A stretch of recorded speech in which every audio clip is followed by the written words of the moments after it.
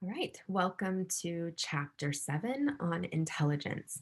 Just a brief note about this chapter. It is really long and really dense, and there's a lot of topics covered.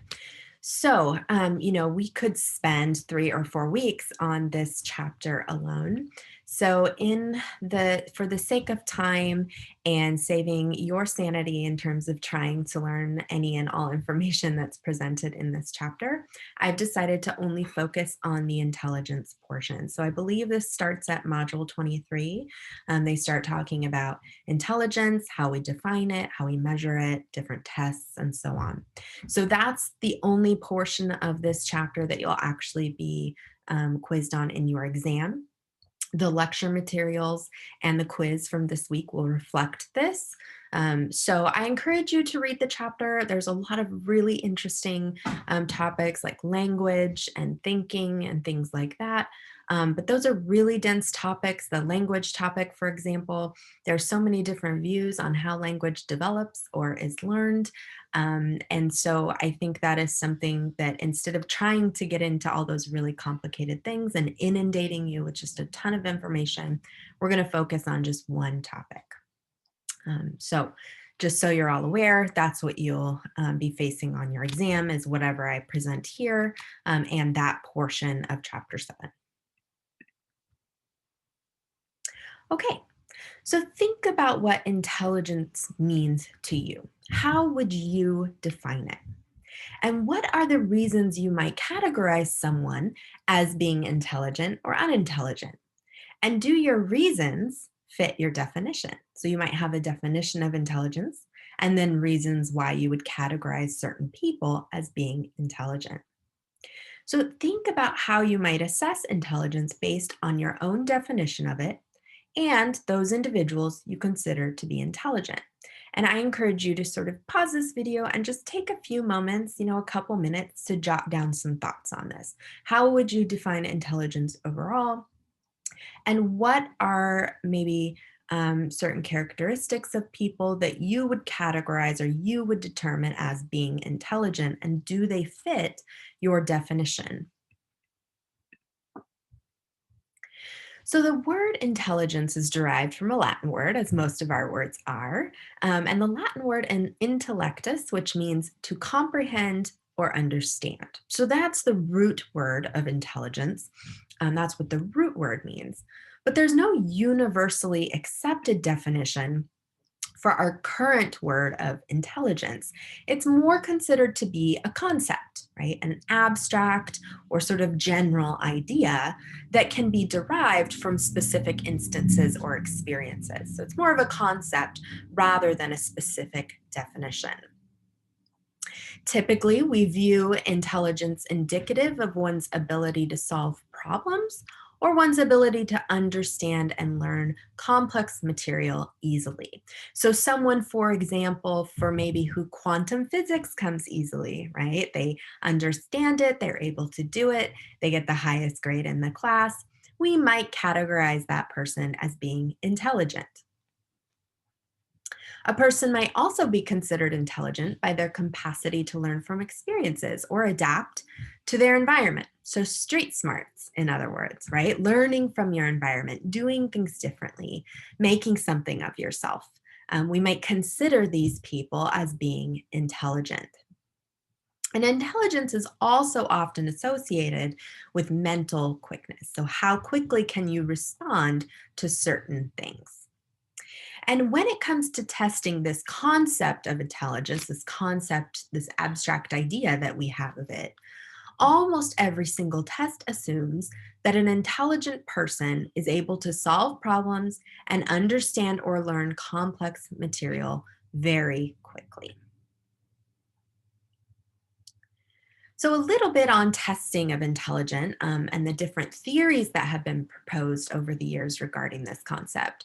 So, researchers in this area take what is called a psychometric approach. So, this is where they design tests to measure some sort of psychological characteristic. Now, the one they're interested in, of course, for these tests is being intelligence, right? So, that's what's being measured here.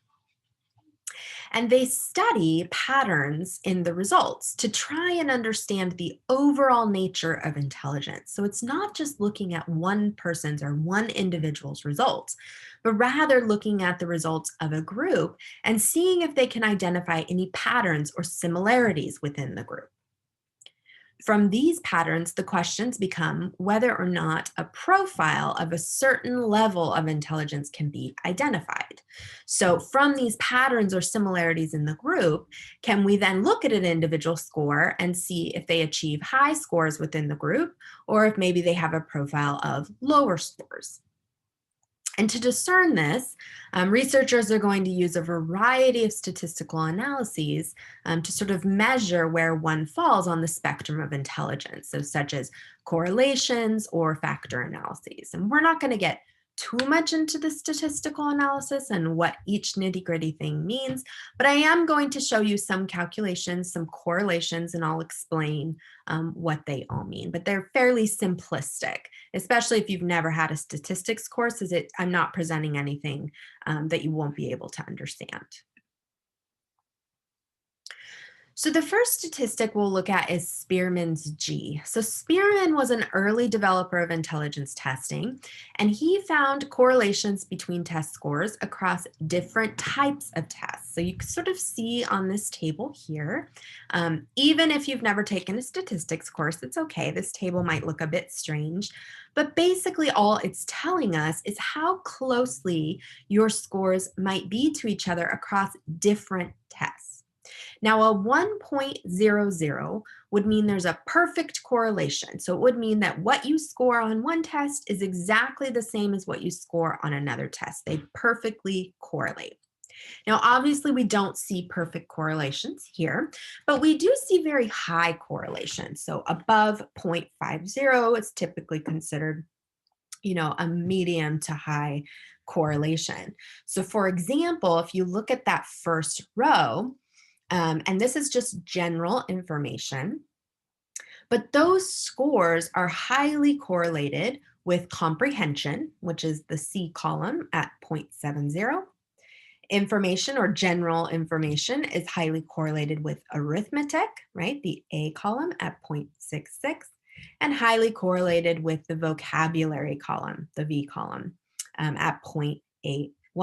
So those are really high correlations between the tests, and that's what we're looking at. It's if you score high on one test, do you also score high on other tests? And according to Spearman and his findings, yes, you do. So, and that's what he suggested. So after seeing all of these correlations between scores, he suggests that, well, if you score well on one type of test, you're probably going to do well on all the other types of tests as well. So from these findings, he proposed a two-factor theory of intelligence. So first, he looked at general intelligence, or what we call the G factor. And this explains why there's a positive correlation among different tests of intelligence, which is the chart we just looked at, right? Those were all positive correlations.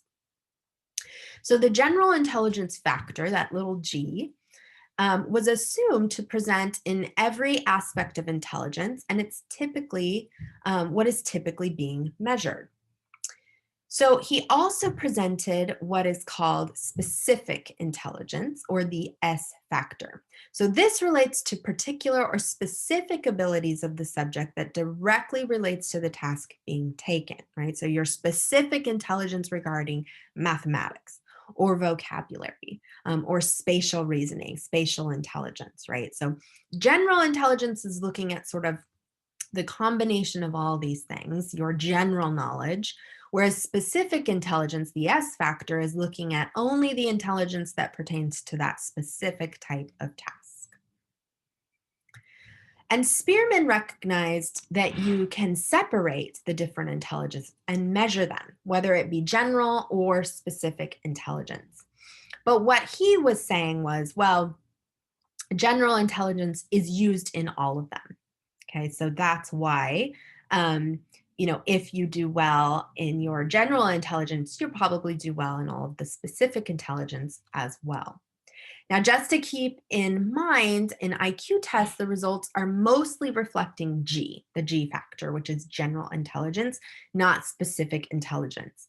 And when we get into the different types of testing, we'll talk about some individuals, some psychologists or researchers that tried to incorporate this sort of specific intelligence into the testing and not just general intelligence. But for the most part, IQ tests measure general intelligence.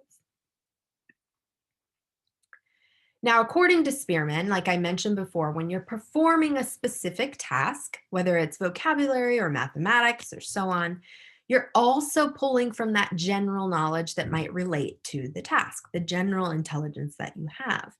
And that was his explanation for why, if you have a high amount of general intelligence, you have an advantage in every other intellectual situation, the more specific intelligence situations, more specifically. Because if you have a high amount of general intelligence, obviously it makes sense. You have more to pull from, right? When you perform the more specific tasks. And conversely, if you have a low amount of general intelligence, you're probably going to do poorly on other similar tasks. You don't have as much general intelligence or general information to pull from when you're performing the more specific tasks. Now, let's talk a little bit about fluid and crystallized intelligence. So, we touched on this briefly in the last chapter, in chapter 9, but some psychologists suggest that there isn't just one type of overall general intelligence. It's not just one thing, but rather that general intelligence is made up of two components. So, we have fluid intelligence and crystallized intelligence that make up the generalized intelligence. Fluid intelligence is represented by G with the subscript F, and this refers to one's ability to reason without relying on learned knowledge. So recall from chapter 9, we discussed that you can solve new problems without relying on your past knowledge, right? That's using fluid intelligence.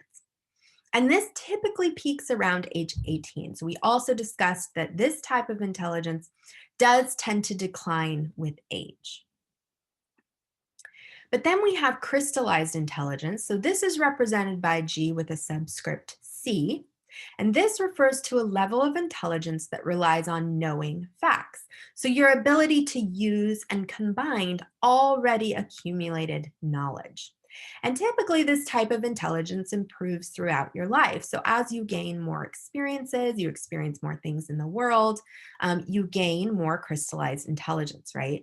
And it doesn't decline as much with age as we see fluid intelligence declining, right? Especially later in age, crystallized intelligence still, for the most part, remains intact.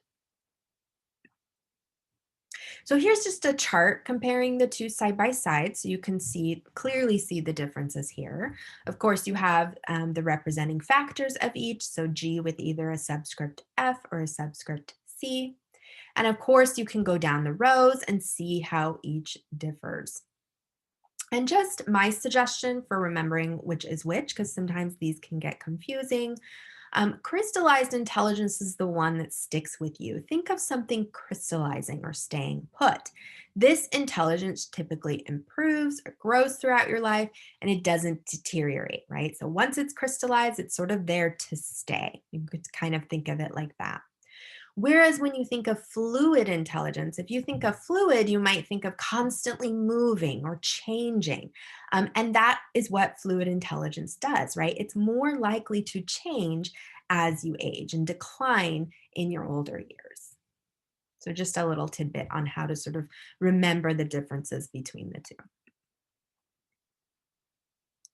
Let's look at another researcher of intelligence, Howard Gardner. He came on the scene in 1999. So he proposed that a person's mental abilities could be summarized by a profile of intelligences.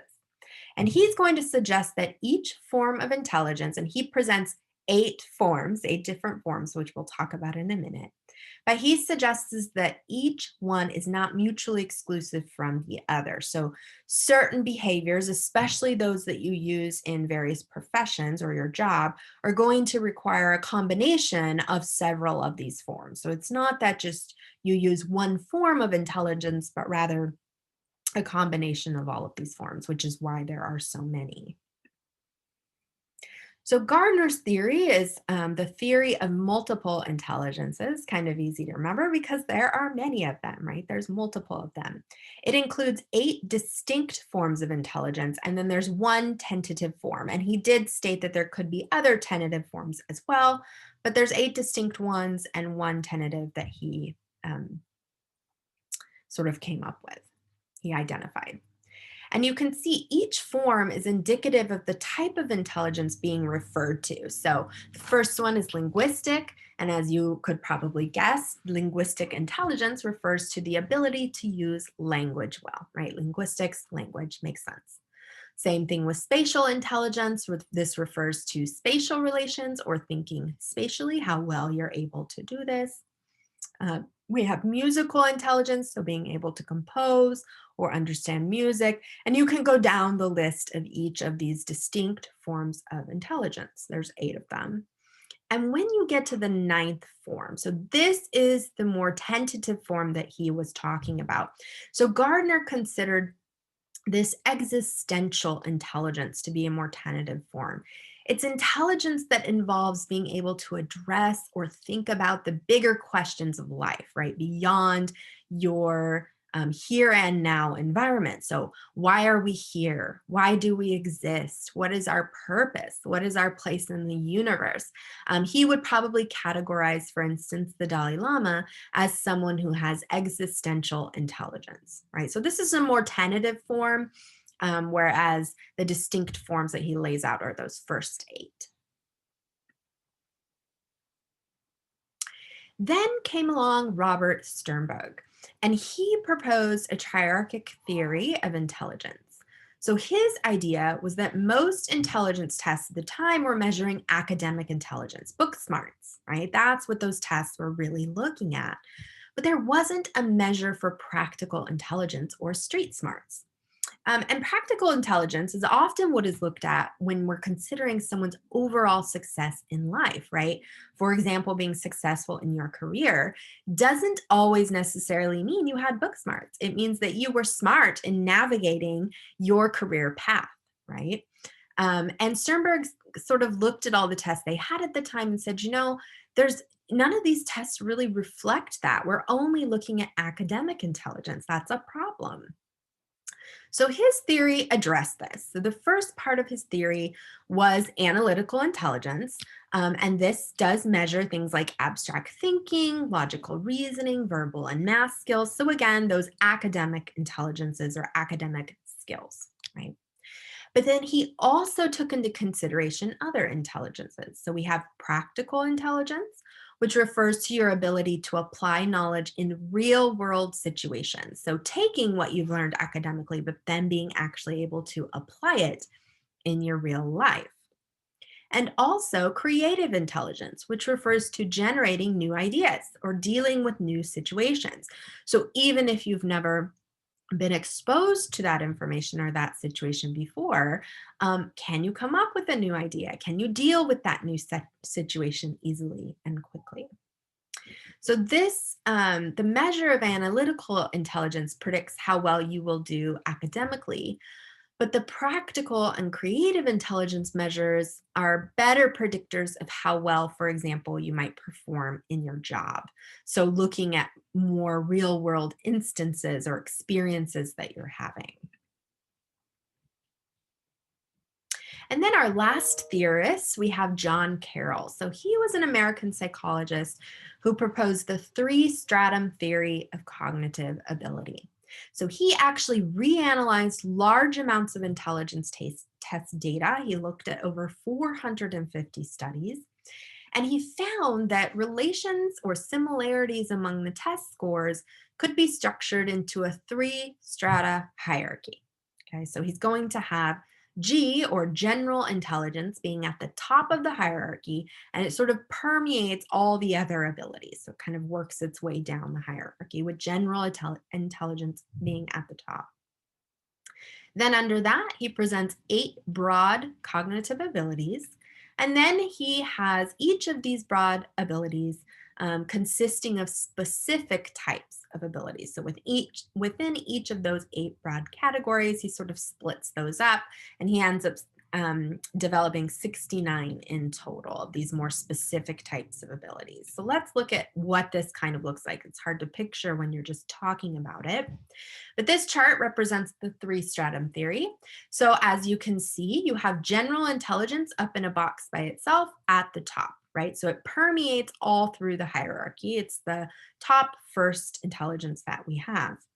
Then you have 8 broad cognitive abilities. So you see like fluid and crystallized intelligence. You have things like broad retrieval ability, visual perception. So he split this general intelligence up into 8 broad categories. Then within each of those categories, he's got more specific abilities. So for example, if you look under fluid intelligence, that's the broad category. A specific ability would be general sequential reasoning, right? That's one of the specific abilities in the category of fluid intelligence.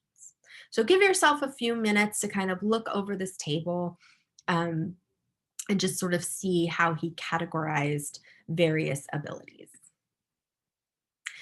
So that's a lot of different theories that just slightly differ from each other, and they're all attempting to measure the same thing, and it might be kind of hard to keep them all straight. So I just did a very brief little summary for you to sort of help you with that. So we had Spearman's G we talked about, where he presented the G factor, right? So general knowledge, and the S factors, specialized abilities.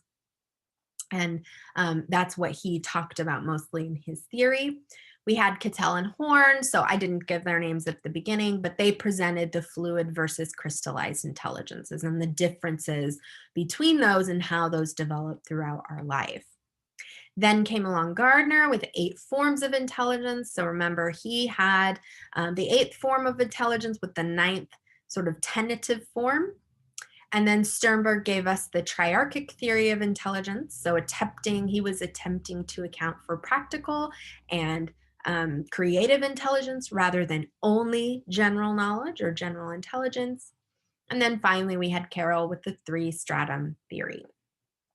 So that was with general intelligence at the top, your 8 broad categories, and then your specific abilities under each of those categories.